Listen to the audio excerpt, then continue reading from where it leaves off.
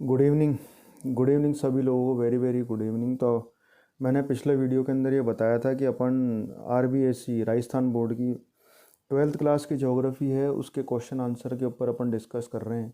मैं आंसर आपको डिक्टेट कर रहा हूँ और आप उसको नोट डाउन कर लीजिए, क्योंकि एक एक क्वेश्चन का बोर्ड पे लिखना इतना सरल नहीं है। तो मैं आपको डिक्टेट कर देता हूँ, मैं आपको बता देता हूँ, आप धीरे धीरे उसको नोट डाउन कर सकते हैं।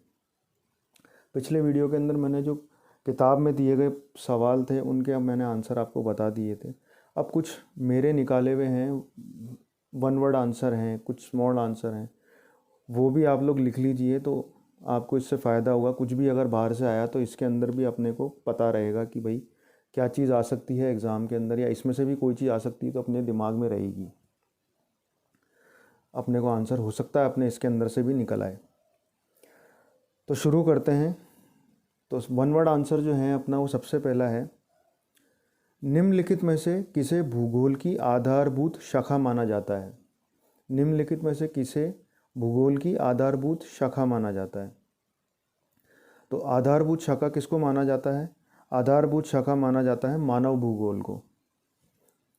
भूगोल की आधारभूत शाखा मानव भूगोल को माना जाता है। नोट डाउन कर लीजिए, इसका आंसर है मानव भूगोल।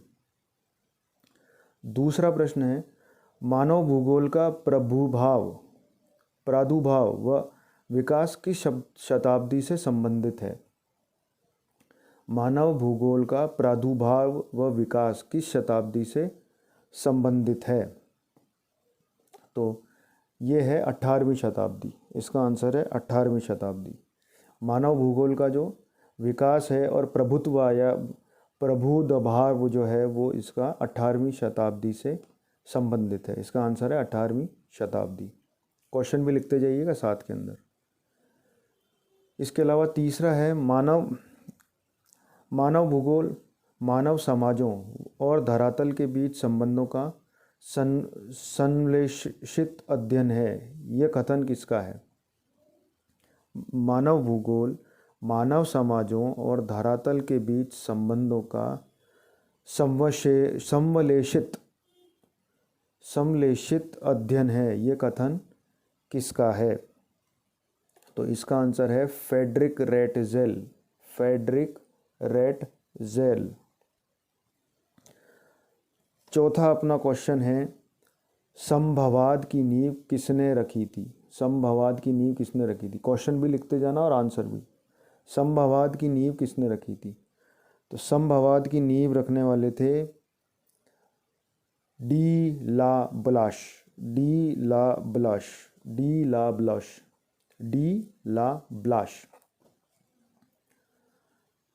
पांचवा प्रश्न है, भूगोल का जनक किसे कहा जाता है। भूगोल का जनक किसे कहा जाता है? तो भूगोल का जनक हिकेटियम को कहा जाता है। हिकेटियम। भूगोल का जनक हिकेटियम को कहा जाता है। भूगोल का जनक हिकेटियम को कहा जाता है। छठा क्वेश्चन है, आधुनिक काल की शुरुआत कहाँ के भूगोलवेताओं ने की थी। आधुनिक काल की शुरुआत कहाँ के भूगोलवेताओं ने की थी? तो इसका सही उत्तर है जर्मन। जर्मन के जो भूगोलवेता हैं वहाँ से ही आधुनिक काल की शुरुआत हुई है, उन्होंने की है। तो इसका आंसर है जर्मन या जर्मनी।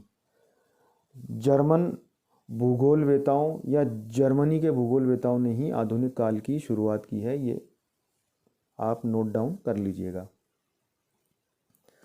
प्रश्न 7वां है, किस विचारधारा में प्रकृति को प्रधानता दी गई है। किस विचारधारा में प्रकृति को प्रधानता दी गई है? तो इसका आंसर है निश्चयवाद। इसका आंसर है निश्चयवाद।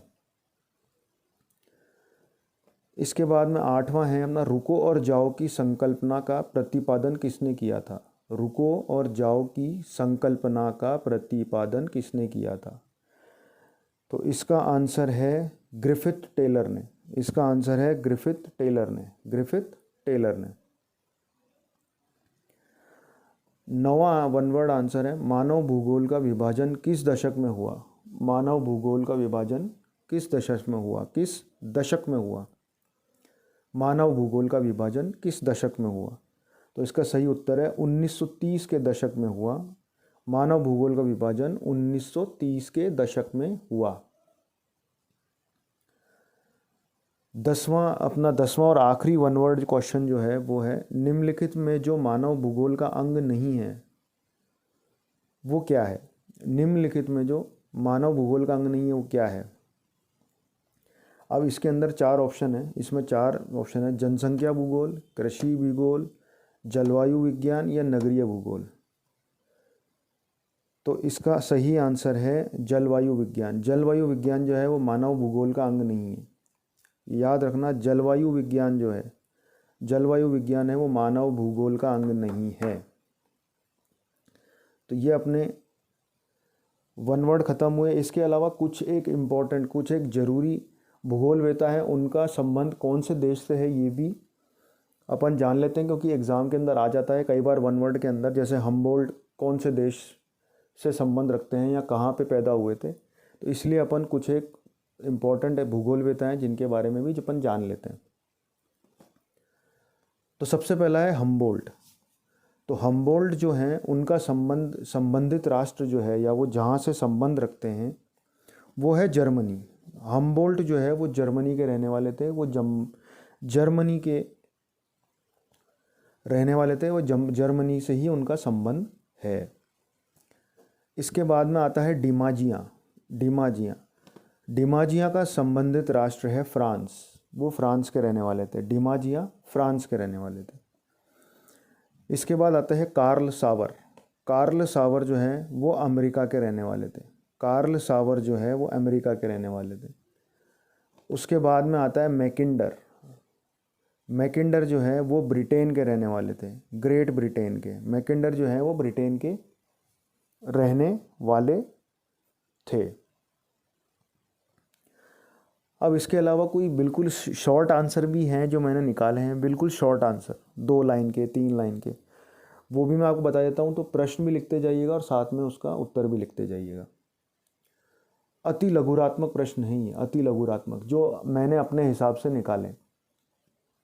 तो पहला क्वेश्चन है, भूगोल किस तरह का विज्ञान है? भूगोल किस तरह का विज्ञान है? तो इसका आंसर है भूगोल क्षेत्रवर्णी विज्ञान है।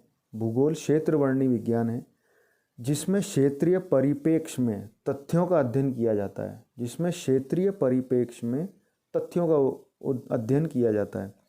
भूगोल क्षेत्र वर्णीय विज्ञान है, वर्णनी विज्ञान है जिसमें क्षेत्रीय परिप्रेक्ष्य में तथ्यों का अध्ययन किया जाता है। दूसरा क्वेश्चन, एक अध्ययन क्षेत्र के रूप में भूगोल की विशेषता बताइए। एक अध्ययन के क्षेत्र में भूगोल की विशेषता बताइए। एक अध्ययन क्षेत्र के रूप में भूगोल की विशेषता बताइए। इसका आंसर है भूगोल एक अध्ययन क्षेत्र के रूप में